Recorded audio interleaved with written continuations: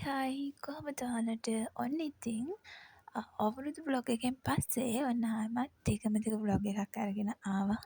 ගොඩාක් සොරි වෙන්න ඕනි ටික බ්ලොග්ස් ගේන්න බැරි වෙනවට කැම්පස් එකේ වැඩත් එක්ක වීඩියෝස් අරගෙන ඒවා එඩිට් කරනවා කියන ඇත්තටම ගොඩක් වෙලා යන වැඩක්. ඒ නිසා ටික බ්ලොග්ස් ගේන්න ගොඩක් අමාරුයි.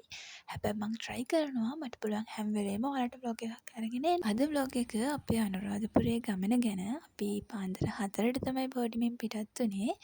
ඒ ඇවිල්ලා අපිට බස් එක තිබ්බේ 4:00ට.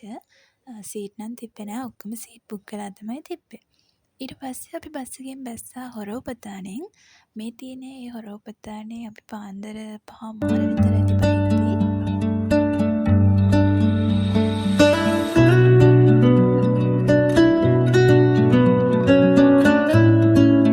ඊට පස්සේ ඉතින් අපි ඔන්න දෙවෙනි බස් එකට නැග්ගා. මේ බස් එක කෙලින්ම අනුරාධපුරයට තමයි ගියේ. අපි අනුරාධපුරෙන් බහිද්දී 7:00 වගේ වෙලා තිබ්බා. ඒ බස් එකේ නම් ලොකු සෙනගක් හිටියේ නෑ. ඒ නිසා අපි හැමෝටම ඉඳගෙන යන සීට් නම් හම්බුණා. ඔන්න ඉතින් දැන් අපි බස් එකෙන් බැහැලා පූජා නගරයට ඇතුල් වුණා.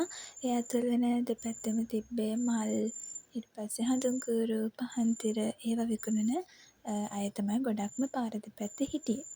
මෙතනට හරි ලස්සනට රුවන්වැලි මහා සෑය ජේතවනාරාමය පෙනුණා. ඔයාලට වීඩියෝ එකේ නම් රුවන්වැලි මහා සෑය ඇතින් පේනවා. මෙතන නම් හරිම ලස්සනයි. කුඹුරත් එක්ක මාරම ලස්සනක් එතන තිබ්බේ.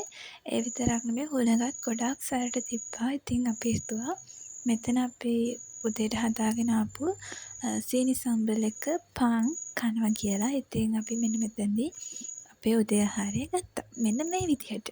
මට අමතක කරා මම මේ වීඩියෝ එක අරන් තියෙන්නේ අනිත් පැත්තට. ඉතින් සමා වෙන්න ඕනි වීඩියෝ දෙවිදිහකට තියෙනවට. ඔහොම ඉතින් උදේට කාලා අපි ආයෙ යන්න පිටත් වුණා. ඊට පස්සේ අපිට හෙළබොජුන් හලත් හම්බුණා.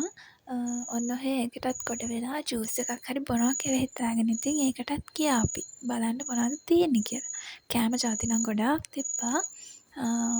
බලන්නකෝ.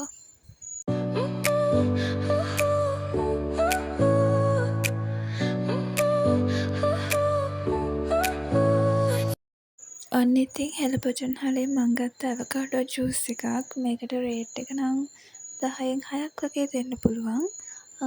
හෙළබොජුන් හලෙත් සෑහෙන සෙනග හිටියා. මොකද අපි ගියේ පොසොන් පෝය ලං කරලා නිසා.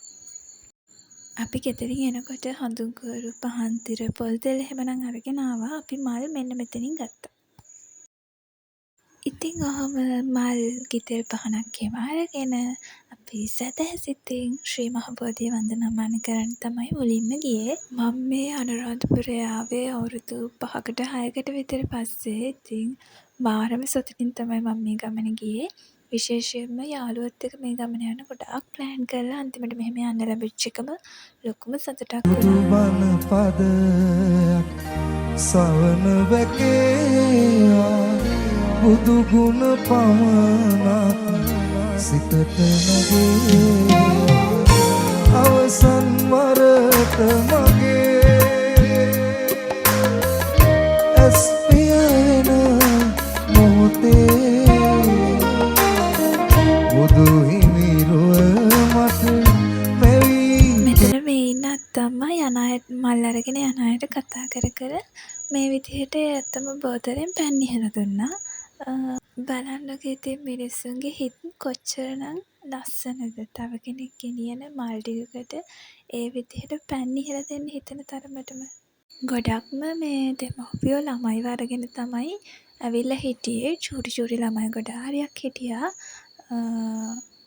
මේ විදිහට තමයි ඉතින් අපි ශ්‍රී මහ බෝධිය වන්දනාමාන කරේ පේලියට ගිහිල්ලා. ඊට පස්සේ ඉතින් මලුත් අරගෙන රුවන්වැලි මහා සෑයට තමයි ගියේ. හරිම ලස්සන දර්ශනයක්. ඕනි තරම් වෙලා බලන් ඉන්න පුළුවන්. හිතට මාර නිදහසක්, මාර සැනසීමක් දැනෙන තැනක්. ඇත්තටම ගොඩාක් වෙලා ඉන්න හිතෙන තැනක්. ඉන්න පුළුවන් වුණා නම් හොඳයි. ඒත් මේ වෙලාව වෙනකොට අවුව ගොඩාක් සැරට වැටිලා තිබ්බා. ඒ නිසා අපිට ගොඩක් වෙලා රුවන්වැලි මහා සෑය ළඟ නම් ඉන්න බැරි වුණා.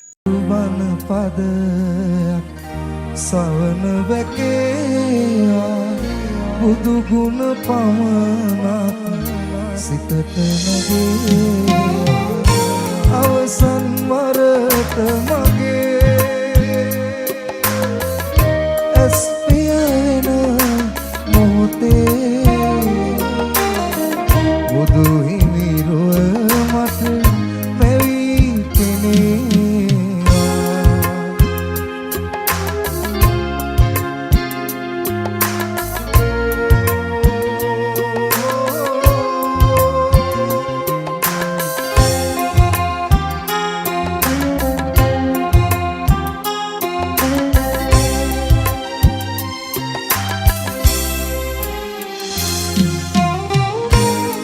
සිදුවෙන් නැති නොදැනීම එනිසයි සසරේ ඉපදීම.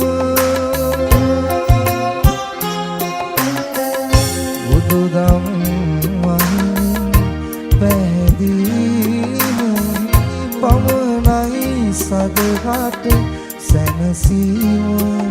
අපිට තිබුණු වෙලාවත් එක්ක අපිට වන්දනාමාන කරගන්න පුළුවන් වුණේ රුවන්වැලි මහා සෑයයි ජයශ්‍රී මහා බෝධියයි විතරයි. ඉතින් ඒ විදිහට වන්දනාමාන කරගෙන අපි ආපහු එන්න පිටත් වුණා. ඊට පස්සේ අපි මෙන්න මේ හෝටලෙන් කෑම ගත්තා. මම ගත්තේ රයිස් ඇන් කරි. මේ තියෙන්නේ මගේ ප්ලේට් එකේ තිබ්බ කෑම ටික.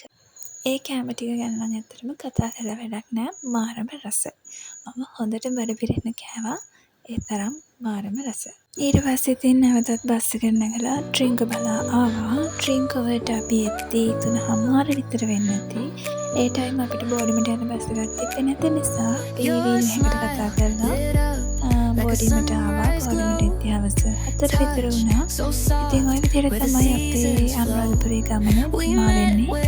එහෙනම් මේ බ්ලොග් එක මම අදට මෙතනින් ඉවර කරනවා. බලපු හැමෝටම thank you. ආයෙ ලස්සන බ්ලොග් එකකින් හම්බෙනකම් සතුටින් පරිස්සමට ඉන්න. ගිහින් එන්න. bye bye.